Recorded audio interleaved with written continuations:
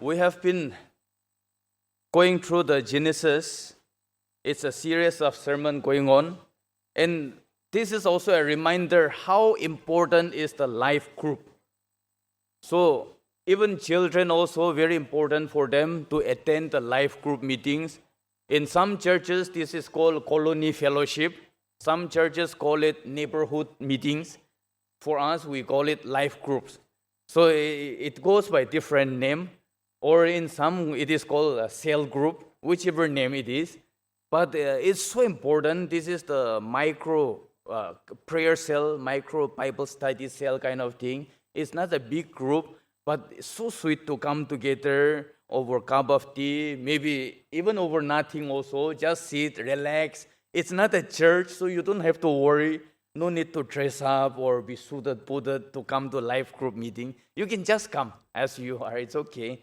Be free. And then it's a good time. Let the children also come play. So try to meet. So we have already redivided and reworked on the life group members. So some groups are clubbed together, and then we are going to pay lots of attention to this development through the life groups. So even one of the group, we are planning to have a study, maybe beginning from my own house. So I'm already making some extension veranda. Kacha-macha construction is going on, so that everybody that will be a quarantine center for those who never attend life group meeting. So anybody coming to my house, if you are called, please know that you are one of the maybe prodigal son or like that. We will be gathering together. Some groups are very regular. We really appreciate them. And in front of these people, I'm also scared to speak about Genesis because they are studying Genesis. Weekly Bible studies going on. They know so well. Last time I was preaching about Ruth, the story of Ruth, and they already know so much. Then we talk about Easter. They already know in fingertips. So it's good to be like that. We need to be quite biblically educated so that we don't take the scripture for granted. And God says, those who esteem my word, those who honor my word, I will also honor him. So honoring God's word is very important. I have already preached 8 sermons on Genesis already. One was the story of the 7 days of creation. Another was the sinful heredity we have inherited from our first parents. Then unfolding of life in civilizations through God's timeline. Then descendants, the evil descendants of Cain and the godly descendants of Seth, the transformation of Jacob to Israel, the testing of Abraham's faith, and last Sunday it was a grand narrative of Genesis, the great flood to the call of Abraham. Today it is the 9th one, from Sodom to the promised son. So I'll try to cover that. So it's a kind of revision of the life group Bible study. It's also a kind of a cover. It's a kind of a spoon feeding or a summary given to those who have never opened the Genesis Bible study book. It's so good. It's prepared by CBSI. And of course, I'm not entirely dependent on that. For me, I'm taking some here and there so that it will also be an additional knowledge to those who have already gone through. Now, in Genesis 18, now I'm starting from Genesis 18 today. It starts with angels visiting Abraham. And it's something very unusual, at the same time very usual to have angels visiting us. Sometimes we will be visited by angels unaware, unknowingly. That's why Jesus also said, be careful, show hospitality. People have entertained angels unknowingly also. So angels can come in various ways. In Genesis 18, God visits Abraham, who was living near Hebron. Not that Hebron came, but that was the original Hebron. So Abraham was living near the Hebron, and then God visited him. In the beginning itself, it appears that it seems the picture is shown in such a way that Abraham did not recognize God visiting him or angels visiting him, or God coming in the form of man, just standing in front of his door at his house. So that was something he could not really recognize God was accompanied by two other men, so three of them came. Some scholars says this also is a kind of a indication about the Trinity. So again, that's another story, but we are just going through the literal story. That's a simple narrative. Nevertheless, Abraham treated his visitors with honor and with his best hospitality. And that is the teaching that goes throughout the New Testament as well. Whenever you have strangers, treat them well with respect and honor. That is very important. And Abraham treated, no matter who that person is, he treated them with honor and respect. And it happened to be he entertaining divine visitors. He ordered his men for preparing meal with a choice calf, and also asked Sarai, his wife, to bake a fresh bread for the visitors. He could have asked any of the servants to do that, but he particularly asked his wife. And although Abraham was the head of a big clan already, when he moved out from his father's house at Ur, Haran, from Iraq, as we have seen last Sunday, he did not come alone. He brought his nephew Lot, his wife Sarai was there, plus he has so many servants, male, female servants, and children of the servants. He is coming out as a big clan. Abraham was a big man. And then even here, by the time he is living in Hebron, near Hebron, he's already a big man. He's a rich man, in other words. He could have ordered anybody, but he personally served the divine representatives at home. But when the visitors or when the guests inquired about Sarah by name, they have never known Sarah, but the moment he mentioned Sarah, where's your wife Sarai? That I think Abraham must have realized by then, these are not ordinary visitors at home. Something divine. And then following that, the Lord himself revealed in chapter 18, verse 10, when he said, I will surely return to you about this time next year, and Sarah, your wife, shall have a son. In their old age, he said, I will return in the next season, at this time, next year at this time, and by then you will be having a child, which is extraordinary, shocking announcement to Abraham. But when Sarah overheard it, she laughed to herself, laughed in unbelief. She did not believe. And any one of us will not believe for that matter. An old lady, suddenly any stranger, anybody passing by, just said that next year you will have a son. Who will believe that? Because she's already old enough. The time is up. And then the Lord told Sarah, is anything too hard for the Lord? And that's a big question to all of us. Is there anything that is too hard for the Lord? And there's no answer to that. Christians have the habit of thinking on behalf of God, which seems to be very spiritual but very dangerous. It's quite ungodly to think on God's behalf. We don't have to put ourselves in God's shoe. See, we can put ourselves in each other's shoes and think. That is empathy. But we don't have to put ourselves in God's shoe, because we will never fit in. We don't have to think on behalf of God. We don't have to feel God. We don't have to act God by ourselves and come to a conclusion that even God cannot do this one. This is something that God will never do. We should never talk of such things, because we know not what God will do and what He will not do. So that's not our part. And here Sarah made a mistake. Be a divine visitor, even if an announcement is coming from an angel, or maybe this guy may be a prophet of God, whatever, but she just loved him. Very simply, it's not possible. Something was like giggling her. So the question is asked, is anything too hard? Let us learn to mind our own business and leave God's business to God. Our business is simply to take God's word as it is. What He will do, what He can and He cannot, That is God's business. Let him do it. From Eden Garden itself, Satan has been injecting the idea that we can become mini God. We can become a small God within ourselves, knowing good and evil, becoming wise in our own opinion. That's how the fruit was offered. You eat it, you will become, you will become like God.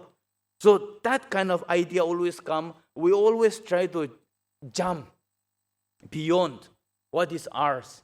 And that is the big mistake that is made even by great theological scholars. They end up going overboard. They behave God. They act God in their writing, and they come out with such teachings. They come out with such theory that sometimes instead of building up the church, it ends up destroying the church. If we have seen the history all throughout, the church has always been broken up mostly by Bible scholars because of their interpretations. So many, of course, they are not the only one, but they are highly responsible. That's why there are certain gray areas and certain mysteries. Unless we are very sure, we should not come to a conclusion. And that's how we try to conclude about God even in small things, in various matters, even today. Then we have the scene here. The next scene is shifted to Sodom. Abraham began to intercede for Sodom. Now the divine visitors, after dealing with Sarah, her laughter, you are laughing now, but is there anything too hard for the Lord? And there was no answer. There was a pause. Then the divine visitor says, we are going towards Sodom to destroy. The evil that they are committing is crying out, and it has reached heaven. And Abraham immediately began to intercede for Sodom and Gomorrah in the valley there. Most of the people would have been overjoyed to see it or to hear that Sodom is going to be destroyed. If Indians come to know that Pakistan is going to be bombarded, I think they will celebrate a lot. Starting from the Prime Minister, they will be dancing on the street. It's always like that. An enemy nation or a rival nation or anybody who is against us or somebody we hate so much, and the Sodomites are like a kind of actually lots of problem. They were causing lots of problem in the area, and definitely Abraham would never like to see people of Sodom prospering also. But he was clean at heart.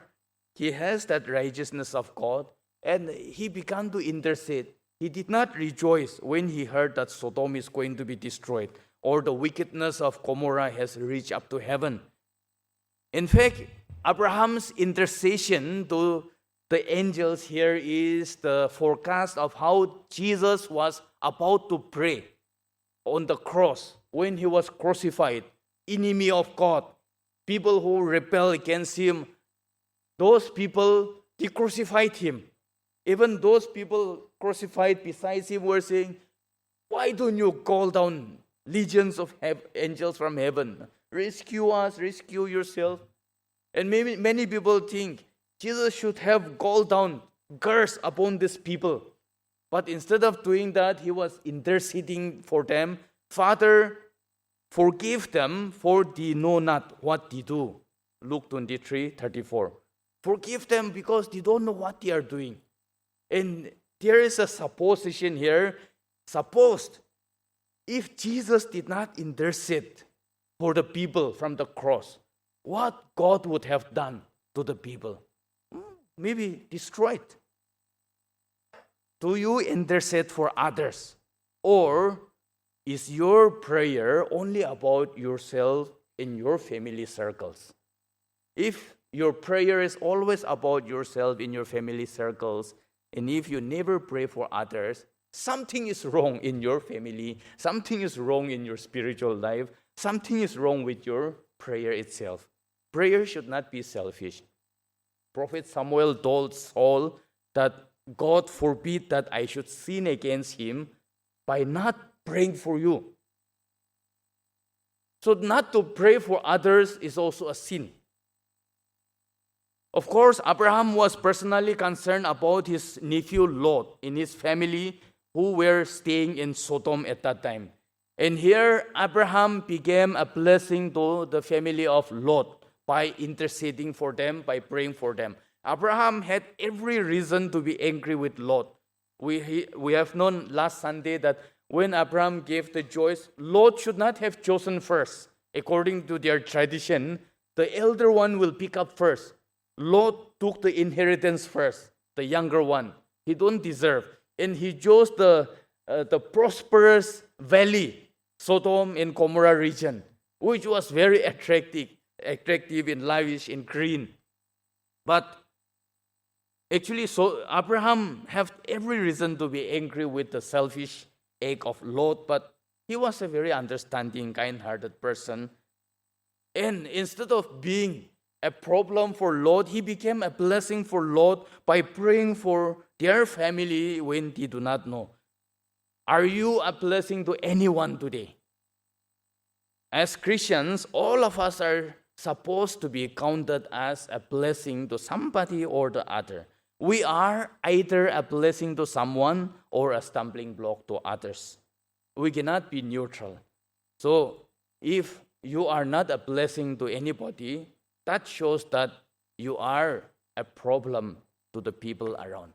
We cannot be in the middle. Abraham appealed to God's character in his prayer when he addressed God as judge of all the earth. And it would be inconsistent with God's character to sweep away the righteous with the wicked.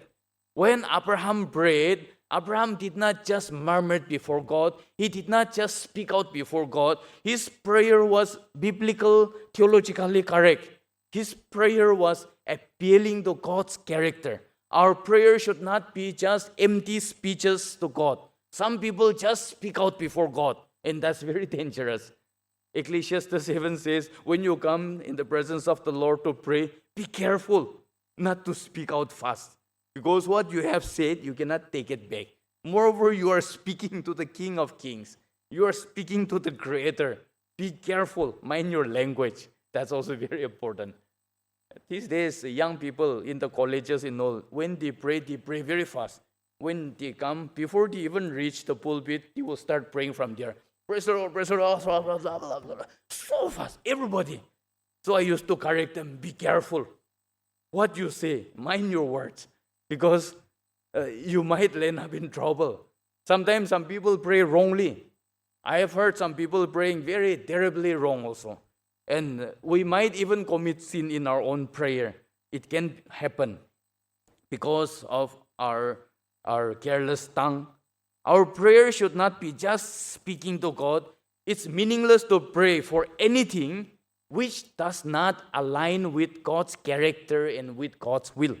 If it is not aligning there, it's meaningless because it's a noise pollution in the ear of the Lord, as he spoke out through Hosea the prophet or through Amos. We must pray biblically, and our prayer should be theologically right. That's why in John chapter 15, Jesus said, if you ask anything in my name, it shall be granted. Name your wish, it shall be done. But there's a condition there. If you abide in me and my words abide in you, you will ask anything and it shall be given.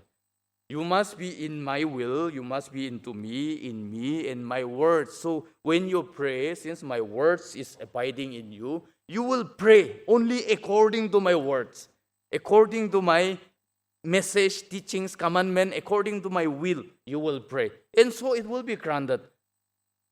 And that was what exactly Abraham prayed. And God cannot turn away from such intercession. Lot is described as righteous person in 2 Peter chapter 2 verse 7. Even though Lot was living in Sodom and he was identifying himself with the Sodomite life, still even the New Testament calls him as a righteous man. But in spite of his righteous beliefs, his influence in his neighborhood was almost nothing, not visible at all. Rather, he was influenced by the wickedness of the city. Instead of Lot influencing the city of Sodom and Gomorrah, the Sodomite life was influencing Lot himself. How influential are you in your locality, in your surroundings, in your area? How much Christian saltiness do you have that you make people salty, and with your saline nature you influence them towards God? Is your presence making a difference to the people around you, or you just let the people around you make a difference in your life? There's a huge difference in that. If you are making a difference in others' life, or their life is making a difference in you, instead of we as a Christian influencing others, sometimes we let them influence us. That is very wrong. You influence them, or they will influence you. That's why it's just one of that. That's why we should have that salty influence on them. Otherwise, we will become like Lot. In spite of being the righteous man in the city, his presence is nothing. Even his own sons-in-law did not believe him. That also before marriage. After marriage, men change their color. They run after the girl with flower, chocolate, all those years. After marriage, no, nothing happens. That's how problem comes up. That lover boy is no more that lover boy. Is less romantic. Many such things happen. So here, just imagine the picture. These two sons-in-law, they are already betrothed, or in other words, somewhat like engaged in their society. That's why they are called son-in-law. Two son-in-laws. They have not yet married. So this is the time when men will do anything for their girl, because it's not yet married. And still, these two boys, they chose to laugh at Lot. Just imagine. Their future father-in-law's message is just, that type. They don't care. Even when they warned about the judgment of God coming. So that's the reason why his two daughters never got the chance to get married. Because even the two future son-in-law, they got destroyed in the judgment of God. It's a very sad picture about Lot, how he was not influencing others, but rather the others were influencing him. Similar to Abraham's being visited by angels, even Lot is visited by angels here. The picture of Lot's compromised lifestyle is indicated by the report about him being seated at the city gate as part of Sodom's leadership. Sitting at the city gate means he is a leader already in the city. He was already absorbed into the Sodomite lifestyle, and he was already adapted to the wicked life of Sodom. Like his uncle Abraham, Lot also offers hospitality to the mysterious visitors here, the three men. But unfortunately, the men of Sodom surrounds Lot's house and makes terrible demand, unthinkable demand to have physical relationship with the visitors. Because, and the Bible mentions all the young and old, all the male of Sodom, just imagine, all of them are homosexuals. They were practicing already. And they want to do that with the three visitors because they are men.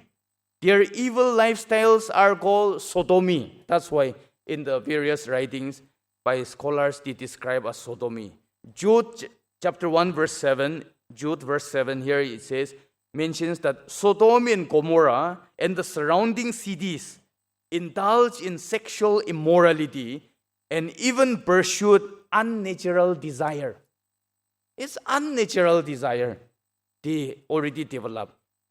To protect his guests from being harmed, Lot even offered his two daughters to the Sodomites, which also indicates Lot's imbalance in righteousness. One way he is practicing righteousness by protecting his visitors, because guests, hospitality to the guests is very important. That is a godliness. But again, simply offering his two daughters to the people of Sodom. And unfortunately, he's also allowed his two daughters to be engaged to citizens of Sodom. Just imagine. Children of God, godly people, worshippers of the living God from the very beginning, they never intermarry with such people. But in spite of the offer of Lot, the man of Sodom only wants the man in his house. So the angels protected Lot's family by striking the Sodomites, all the male members, with blindness that they did not see the door. Then the angels informed Lot that they are about to destroy the wicked city and urged Lot to evacuate the city ASAP. As soon as possible, Lot tried to warn his son-in-laws, but they did not believe Lot's warning. That itself is a question on Lot's testimony. Lot had to live with his wife and two young daughters as the angels forced him out at the earliest, as fast as possible.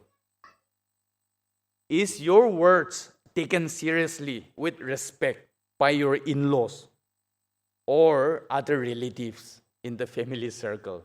If your words are scoffed, laughed at, or ignored by your family circle, that means your testimony is in question.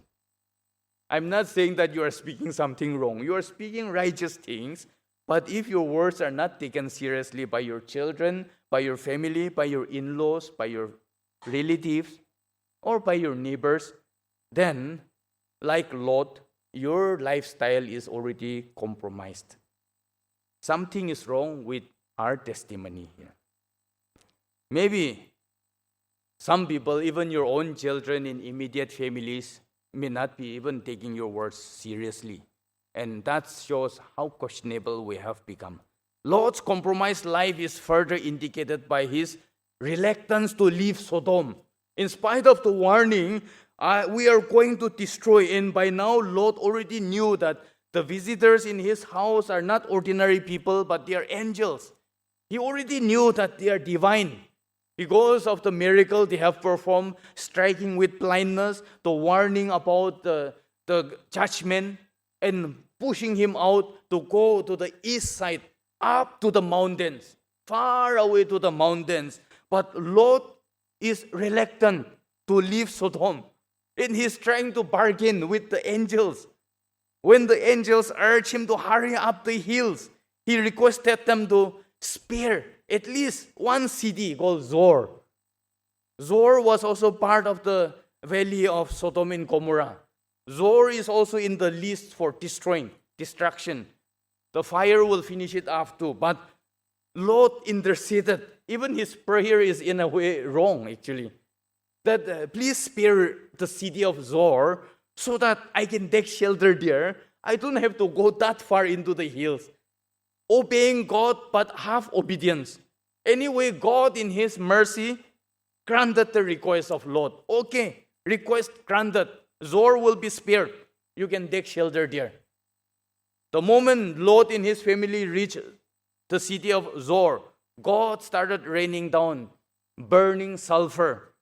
And archaeologists, science, they have already studied and they found that yes, at particular point of time in this place, there has been something supernatural, something unusual thing happened. They have discovered that there was a burning sulfur in this area. Rain of fire came down upon them and destroyed everything. And Lot and his family, they stayed over in Zoar. And Zoar was spared only because of Lot's family. Zoar means insignificant. And the meaning is very important here. Zoar means insignificant. That indicates Lot's entanglement with insignificant issues of life while neglecting the most significant things of life. As Christians, we are often caught up with insignificant issues of life, and we neglect the most important thing in life. That's why Paul warned Timothy that, Timothy, you as a soldier of Christ, you should not get entangled with civilian affairs. Civilian affairs are not wrong. Insignificant things are not sinful things. Petty issues, this and that, here and there, that we may miss out with the purpose of God. The jailer was not idle. The jailer was so busy here and there in his confession in the parable. Behold, your servant was busy, so busy here and there. Meanwhile, the prisoner escaped. And so he has to pay a penalty with his own life, life for life. That was the story in the Old Testament in the Kings. Civilian affairs are not always bad or sinful. Insignificant issues are not always bad or sinful.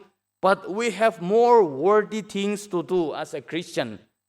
And here, Lot is more entangled with the insignificant things. Anyway, God granted Lot's request and spared Zoar. But the moment he reached Zoar, God rained down burning sulfur and engulfed the whole valley with the flame and the anger of God. Similar to Lot, his wife also had certain attachments to the Sodomites' life.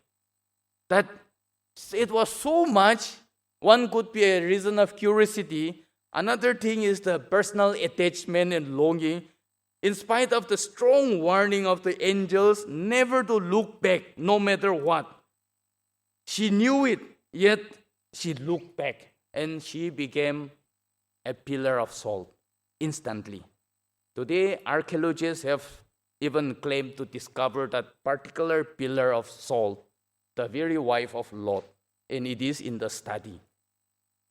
Now Lot and his descendants. Lot stayed at Zoar. Zoar turned out to be an unfriendly place very soon. He realized that Zoar is not a good place to stay.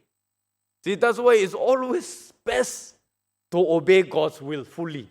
When God said, go up to the hills, beyond the valley, Lot should have gone ahead. The best thing would have been waiting for him there, but he stayed halfway, bargained with God. Anyway, God granted. But it doesn't mean that just because God agreed, doesn't mean that that was the best. His best was the original message when he said, go up the hills. Zoar was unfriendly. In chapter 19, verse 13, it mentions that he was afraid to live there. Lot was so scared to live in Zoar because the people were so unfriendly, strange looking, their lifestyle so different. He cannot. So they moved out towards the east to the mountains near the Dead Sea and lived there in a cave. Lot, his wife also gone now, along with his 2 daughters who were not married. Isolated from the rest of the world, having lost all hope of having a family, on top of which the influence of the Sodomites' life is already there at the back of the mind, Lot's daughters devised an evil scheme to make their father drunk and to conceive child through their own father. As a result, the elder daughter gave birth to a son named Moab. And Moabites were the descendants of Moab were Moabites, very evil generation throughout history. Hardly any good guys came out from there. Exceptional case is Ruth. Ruth came out from the generation of Moabites and became a mother of the lineage of Jesus, the Messiah. She was married by Boaz, and the story is beautiful. The younger daughter also conceived and gave birth to a son named Ben-Ami, whose evil descendants were called the Ammonites. Both the Moabites and the Ammonites were evil generations down the line, and they have been constant trouble to Israel for so many generations. At one point of time, David even bashed them up, both the 2 tribes. Lot's daughters were pushed to the extreme corner. Yes, we can also understand. Humanly speaking, if you and I were in the same situation of Lot's daughters, lost all hope, nothing, living in a cave. As such, they thought there was no way out. accept to work their way through compromised means. Sometimes we are pushed to such extreme situations that demand our compromise. We say, "Upay nai," and we commit sin. This file came from the chief minister himself. "Upay nai," I have to sign it. Something like that. Although you know it's terribly wrong. "Upay nai." No other option. There's no way out. But there's always "upay." "Upay nai" is only our conclusion, but that is the very whisper that Satan is trying to whisper in our ear.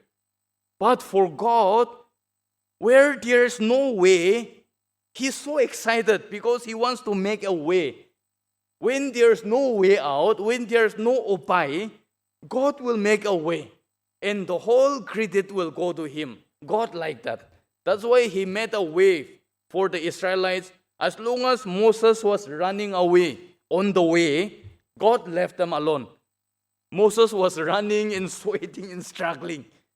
Poor Moses and the Israelites, so panicky, so scared, terrified. Pharaoh's ferocious armies chasing after them. God let them run. They were running like a mad donkey. Until there was no way, the mighty Red Sea in front of them, to retreat Pharaoh's army behind them, no way out. Then God made a way, parted the Red Sea, and that was a smooth walk through the Red Sea. Very safety.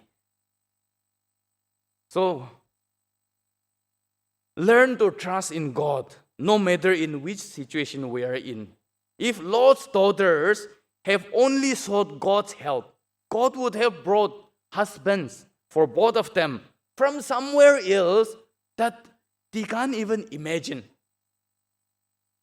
One lady was telling her own testimony. Recently, her own son got married here, the latest marriage.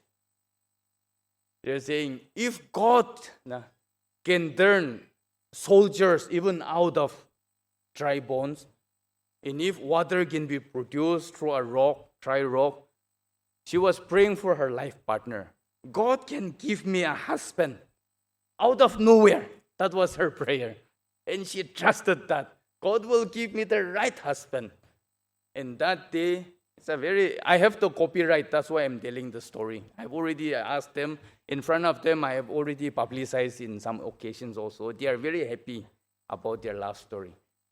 So, she was in science college, some program was going on, and right after her prayer that day only, she happened to see very unusual gentleman, huge collar, billboard, typical, over smart, the way he walked. And so she was so irritated by this guy. Like that. So out of irritation, she just called, "Hello, Sima brother." No, he was a Sima. "Hello, Sima brother." And this guy also got angry, calling me Sima brother. I'll give eye on her. So both give eye on each other, and that's how one day they got married. And that's how they are telling the love story. So out of nowhere, in a very unexpected way, the best husband was brought to her. Similar thing could have happened to Lot's wife also. Out unexpected way, if they only asked God's help, but instead of seeking God's help, they tried to produce their own salvation by themselves. It's like Abraham trying to produce the promised son by himself through a surrogate mother. And that was the problem for him. Even today also, that's the problem for the children of Abraham. Leave God's business to God. Do not think that about on behalf of God, again, as I said earlier, or conclude anything on behalf of God. Leave the impossible things to God. Our business is simply to trust Him when we are left with no options at all. Now coming to Abraham and Abimelech. Soon after God's announcement of blessing upon Abraham that he will have a son, Abraham moved to the region of Negev, which was under the control of the Philistines. and their king was Abimelech. Here too, Abraham committed the same mistake he committed 25 years ago in Egypt. Because Sarah was old lady here, old but 89 years old, still very beautiful. Sarah was still beautiful. And Abraham is still jealous, insecure. Abraham, around 99 years running, and still jealous about his wife. If anybody see my wife, they will kill me and take her. Even though she is old but very beautiful. So she said the same thing. She is my sister. She told lie to Abimelech, like he told lie to Pharaoh long time back in Egypt. As a result, Abimelech was so excited. Wow, your sister. So Abimelech immediately took Sarah. Because kings, they will just pick up anybody. And Sarah was taken into the harem. Though she was old. Imagine Abraham's mistake, Abraham's lie, caused such terrible dishonor. At an old age, a woman is to be taken into a harem. Just imagine. What an insult. It was all the mistake and problem of her husband. But God, in His goodness, appeared to Abimelech in a dream and scolded him very severely, even to the point of shivering him to death. And in the dream, God told him, behold, you are a dead man. See, you are already dead, Abimelech, because you have taken a woman, and she is somebody's wife. In chapter 20, verse 3. God told him that the only solution for Abimelech to escape death penalty is to let Abraham pray for him, and he will live. He understood. So, for the record, second time, like last Sunday, Abraham is scolded by a pagan man for telling lie. Earlier, Pharaoh also scolded Abraham. Here, Abimelech also scolded Abraham. Why are you telling lie?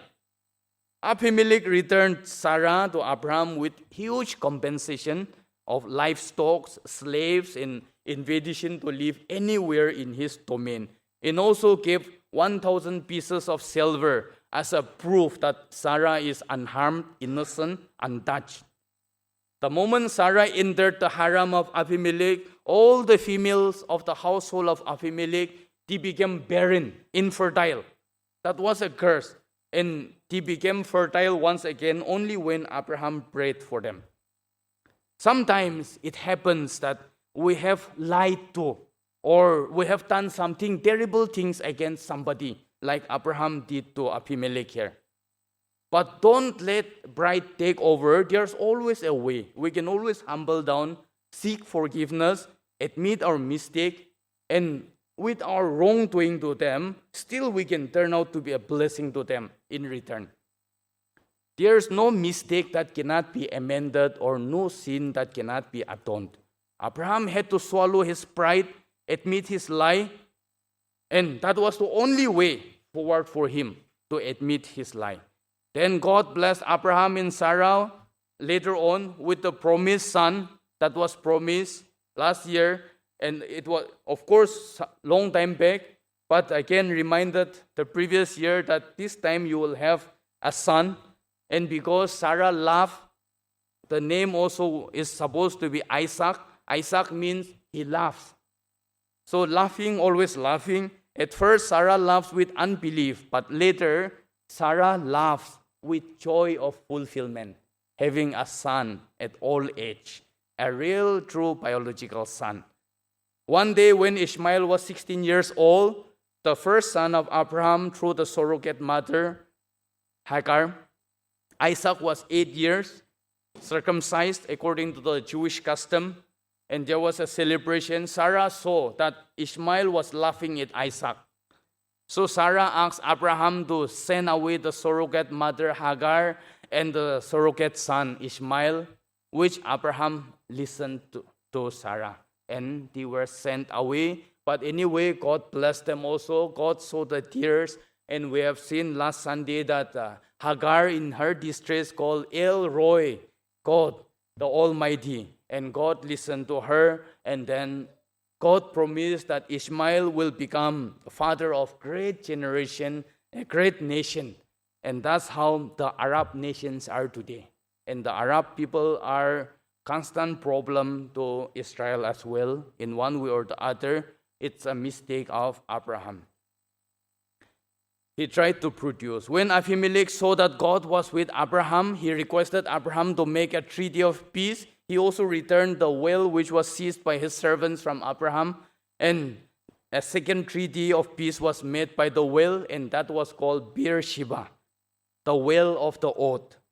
Now, what lessons do we learn from Abraham's life today? We observe that whenever Abraham trusted God and walked and waited upon God, God blessed him. Everything went smoothly. But whenever he lost his trust in God and he tried to help himself, tried to work out his or produce his own salvation by himself, he lands up himself in trouble. In his fear, he lied to Pharaoh that Sarah was his sister. That put Sarah in big trouble when she landed up in Pharaoh's harem once, became Pharaoh's concubine. Just by God's protection, she was not harmed. In his ambitions, Abraham produced Ishmael through a surrogate mother whose descendants were the Arabs, and their constant problem. Abraham again lied to Abimelech that Sarah was his sister, which made Sarah to land up in Abimelech's harem again, becoming a concubine of somebody at an old age. But when Abraham trusted God, he was blessed richly. Pharaoh returned Sarah to him unharmed with huge gifts. Even God helped Abraham to rescue Lot with just a handful of servants in his house, defeating entire army of combined forces of 5 kings, and all the belongings were returned. Again, when he trusted God, Abimelech returned Sarah unharmed, and rather with huge compensations, wealth, gifts. He even returned the well at Beersheba, which was seized by his servants. And God also blessed Abraham with a promised son, Isaac, when he trusted in him. So actually, if we look at draw lessons from here, our lives revolve around our trust in God. It's proportionate to our trust in obedience to God. We live a better life or a worse life. That's why we used to sing that hymn, isn't it? Trust and obey. There is no other way but to trust and obey. To trust and obey God is the only way for us. Trusting and obeying is the only way forward for us. Or we will be stuck up somewhere. We will go off track. And that's why it's so important. We cannot just simply say, God decides everything. God has a plan for me. Anyway, He will do. That is called cheap grace. We are making God's grace very cheap. But we must do our part. God will definitely do His part. We should not act God. We should not conclude on behalf of God anything. Rather, we should simply trust, obey. Out of the impossible things, things will become possible. Out of no way, He will make the way. Let us trust and obey. That is the only way, and there is no other way. Shall we pray? Our Father in heaven, we want to thank you so much for the blessings that you have given to us. Thank you for the lessons learned through the lives of Abraham, Lot, Sarah, and all the stories surrounding them, O Lord. Thank you so much, Lord, throughout the generations. You are a God who look into things, who are meticulously interested in every affairs of our life. You are God who design us, who lead us, who work with us, who live and walk beside us. You have a great grand purpose for all of us, O Lord, and you want us to reach that destiny. You want to lead us, you want to hold our hand, you want to glorify your name through our lives. Thank you so much for calling us into this great opportunity, the privilege to serve you. Thank you, Lord. Thank you for reminding us with your word this morning. Even as we move out of this place into the tea fellowship, and later on as we have the annual general meeting, Lord, may your presence be with us. May you bless us, inspire us, speak through us, O Lord. that, Lord, everything will go well. And all this, your name will be glorified. Now may the grace of the Lord Jesus Christ abide with each and every one of us, both now and forevermore. Amen. God bless you all.